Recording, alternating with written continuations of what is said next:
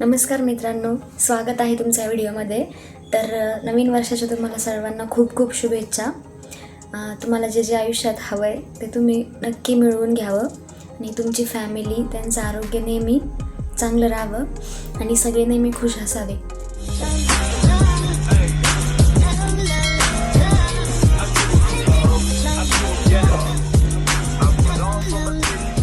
तर मी पण बँकिंग एक्झामचाच अभ्यास करते आहे. तर 7 ते 8 महिने होत आले मी हा अभ्यास करते. तर नेमकी माझ्याकडून काय मिस्टेक झाले, त्या मिस्टेक तुम्ही नाही करायला पाहिजे आणि काय जे रोजचे टार्गेट आहे ते तुम्ही करायला पाहिजे ते मी आज त्या व्हिडिओमध्ये तुम्हाला सांगते.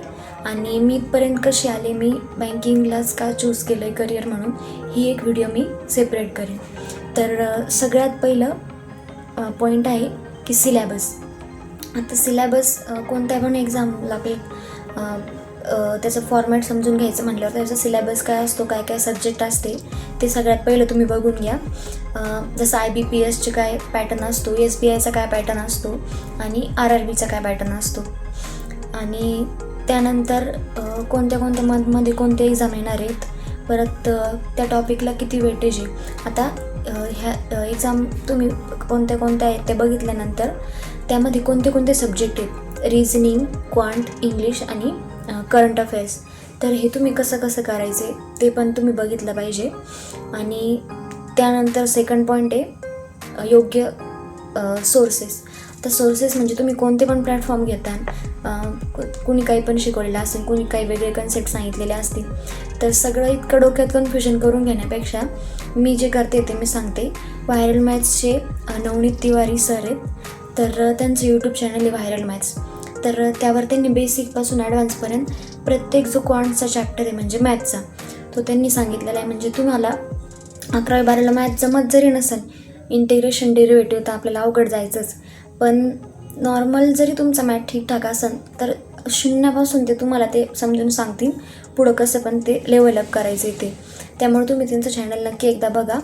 आणि त्यांची जी सिरीज आहे व्हायरल मॅथ्सची बेसिक्स ऑफ मॅथ्स, ती तुम्ही कंटिन्यू करा.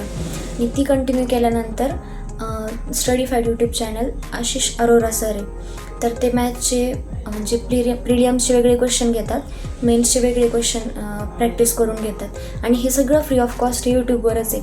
आणि असं काही नाही आहे की कोणता पेड कोर्स तुम्ही घेतला पाहिजे, पेड कोर्स घेतला तरच तुमचं सिलेक्शन होतं असं काहीच नाही आहे. मी स्वतः कोणताच कोर्स घेतलेला नाही आहे. मी जे सगळं कवर केलं आहे सिलेबस सगळं यूट्यूबवरून केलं आहे. आणि त्यानंतर आता क्वांटचं तर झालं. तर क्वांट जेव्हा तुम्ही सिलेबसमधलं एक एक चॅप्टर कवर करता, त्यानंतर प्रिलियमचे क्वेश्चन सॉल्व करायचे सर करून घेतील अगोदर व्हिडिओमध्ये बघून. त्यानंतर तुम्ही PDF येतील किंवा अड्डा 24/7ची पण एक ॲप आहे, त्यावरती क्विज असते. तर एक चॅप्टर झाल्यानंतर त्याची स्मॉल क्विज असते, ती तुम्ही सोडवायची.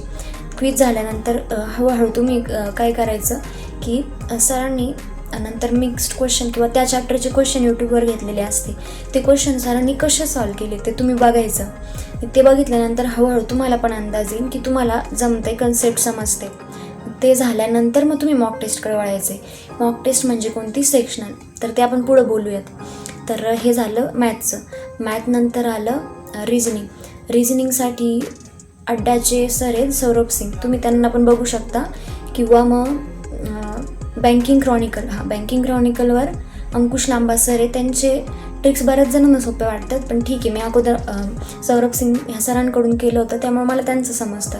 तर तुम्ही दोघांचं पण बघा किंवा अजून बघा कोण टीचर आहेत त्यांचं तुम्हाला जे सोपं वाटतंय ते तुम्ही करा. आणि रिझनिंगचं पण सेम असंच की आधी प्री लेवलची प्रॅक्टिस करायची, रोज 5 पझल सोडवायची. 5 पझल सोडवल्यानंतर मग हळूहळू. आणि सगळ्यात मोठी चूक जी मी पण करायचे की ठीक आहे सध्या प्रीचेच बघू, मेन्सचं नको. तर मेन्स पण तुम्हाला थोडी 50 ते 60% प्रीचा सिलेबस झाला की मेन्सचे क्वेश्चन पण यूट्यूबमध्ये बघून करायचे की टीचर लोक कसे करतात आणि तुम्ही पण करायला लागायचे. भले तुम्ही मेन्सची मॉक नका देऊ, पण त्या लेवलचे क्वेश्चन केले म्हणजे प्री लेवलचे क्वेश्चन तुम्हाला समजतील. तर ते झाल्यानंतर आता राहिला इंग्लिशसाठी निमिषा बन्सल. त्यासाठी मी तर नाही सांगणार, बाकीचे कोणी टीचर बघा. निमिषा बन्सल इंग्लिशचे टीचर यूट्यूबवर फ्री ऑफ कॉस्ट त्यांनी सगळं घेतलेलं आहे, त्यांची व्हिडिओ तुम्ही बघू शकता. आणि अजून एक सर आहेत अड्डाचे, त्यांचं नाव संतोष राय म्हणून, संतोष राय असं काहीतरी नाव आहे. त्यांची पण फ्री ऑफ कॉस्ट यूट्यूबवर सगळं घेतलेलं आहे, ते तुम्ही व्हिडिओ बघू शकता. आणि इंग्लिशमध्ये मेन हेच असतं की सेक्शनल टेस्ट देत राहा. त्यामध्ये मला वाटतं ऑफलाईन PDF मधून काही प्रॅक्टिस करू नका. रिझनिंग आणि मॅथला आपल्याला प्रॅक्टिस करावं लागते, पण म्हणजे ऑफलाईन किंवा आपण सोडून बघतो पेजेसवर, तसं इंग्लिशमध्ये काय करा, जेवढे तुम्हाला सेक्शनल टेस्ट जास्त देता येतील ते तुम्ही द्या. त्यानंतर करंट अफेअर्स.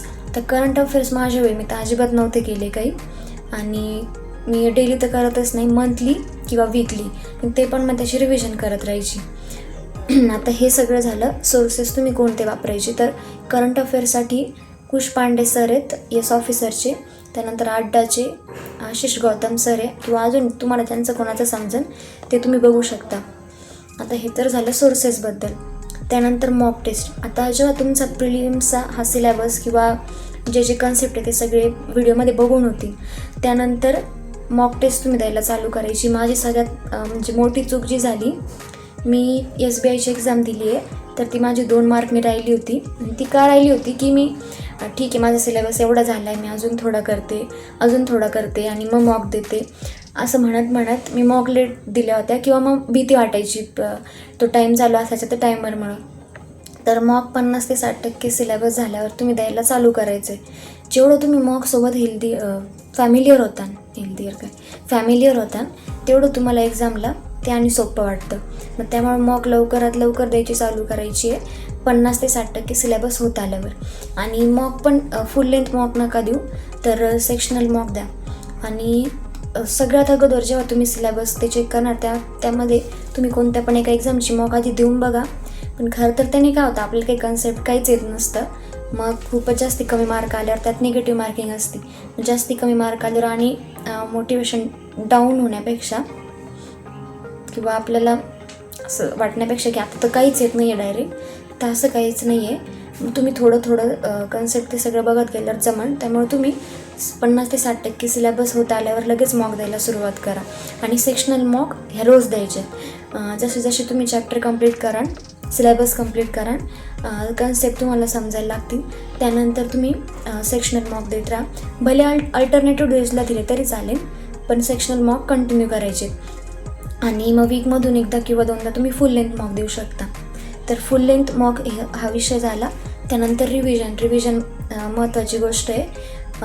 आता मी जो सिलेबस केला आहे मॅथचा, क्वांटचे चॅप्टर आहेत, जवळजवळ 4 ते 5 वेळेस माझे सगळे क्वांटचे चॅप्टर रिवाईज करून झाले. आणि अजून पण मी करते, जेव्हा मला कोणती एखादी कन्सेप्ट आठवत नाही किंवा मॉकमध्ये असं वाटतं की हा क्वेश्चन मला जमू शकत होता, पण मी काहीतरी सिली मिस्टेक केली छोट्याशा कन्सेप्टमुळं, तर ते पण तुम्ही रिव्हिजन करत राहायची आहे. करंट अफेअर्सची तुम्ही वीकली मंथली करा, पण बाकी सब्जेक्टची तुम्हाला अल्टरनेटिव्ह डेज किंवा 2-2, 3-3 दिवस डिवाईड करून करत राहायची. आणि त्यानंतर सगळ्यात महत्त्वाची गोष्ट ती म्हणजे पॉझिटिव्ह राहणं. आता आपण बऱ्याचशा गोष्टींमध्ये किंवा बऱ्याचशा प्लॅटफॉर्म, यूट्यूब किंवा लोकांकडून ऐकले की गव्हर्नमेंट जॉब हे करणं अवघड आहे, नाही होणार, किंवा आपलं बॅकग्राऊंड तसं नाही आहे, आपल्या बॅकग्राऊंडमध्ये कुणी नव्हतं. तर हा विषय अजिबात नाही आहे. तर माझ्यासोबत किंवा माझ्या आसपास पण कोणीच हे करत नव्हतं, पण मी इकडून तिकडून बघून यूट्यूबवरूनच मला हे समजलं आहे. सध्या मी SBIची एक्झाम दिली आहे, त्यामध्ये मी 2 मार्क वरून मिस झाले, पण IBPS क्लर्क माझी फर्स्ट अटेम्प्टमध्ये क्लिअर झाली आहे. त्याची मेन्सची एक्झाम मी दिली आहे, पण त्याचा रिझल्ट अजून आला नाही आहे. तर मग असं काही नाही आहे की तुम्हाला जमणारच नाही किंवा मॅथ तुम्हाला अवघड जात असेल, तुम्ही ॲव्हरेज असाल मॅथमध्ये, तर अजिबात जमणार नाही.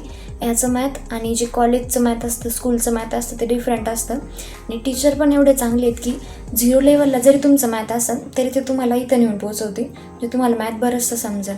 आणि बाकी रिझनिंग आणि इंग्लिश पण इतकं काय हार्ड नाही आहे. बँकिंगचं कसं असतं की रूल बेस इंग्लिश जास्त नसते, तुमचं रीडिंगमध्ये किती फोकस आहे, तुम्ही रीडिंग किती चांगली करता किंवा सेंटेन्स अरेंजमेंट आहे ते तुम्ही किती चांगली समजून घेता, त्यावर इंग्लिश बेस असते आणि ते प्रॅक्टिस केल्यावर येतं. सुरुवातीला माझी इंग्लिशमध्ये जास्ती निगेटिव्ह मार्किंग व्हायची, पण आता इंग्लिशमुळंच स्कोर होतो आहे. आणि IBPS क्लर्क प्री पण माझी फर्स्ट अटेम्प्टमध्ये त्यामुळेच क्लिअर झाली आहे, कारण माझी इंग्लिश नंतर चांगली झाली होती. तर हे सगळं झालं या व्हिडिओसाठी. आणि पॉझिटिव्ह तर राहायचं आहे. एखाद्या वेळी जरी मॉकमध्ये मार्क कमी आले तरी माझं पण हे व्हायचं की नाही जमत आहे, एकदमच कमी मार्क येत आहे. पण पेपर हा कसा येतो हे आपण सांगू शकत नाही. पेपर त्यापेक्षा हार्ड लेवल पण येऊ शकतो किंवा कमी पण येऊ शकतो. तर मॉक टेस्टसाठी तुम्ही अड्डाचा प्लॅटफॉर्म आधी वापरू शकता. त्यानंतर येस ऑफिसर, टेक्स्ट बुक आणि गाईडली वापरू शकता. तर आता इथपर्यंत सिलॅबस, कोणते कोणते सोर्सेस बघायचेत, रिव्हिजन स्ट्रॅटेजी, मॉक कसे द्यायचेत, हे सगळे डाऊट तुमचे क्लिअर झालेच असतील. पण जरी अजून तुमचे काही डाऊट असतील ते मला नक्की सांगा. आणि let's crack the bank exams together. आणि happy new year once again. Bye. धन्यवाद.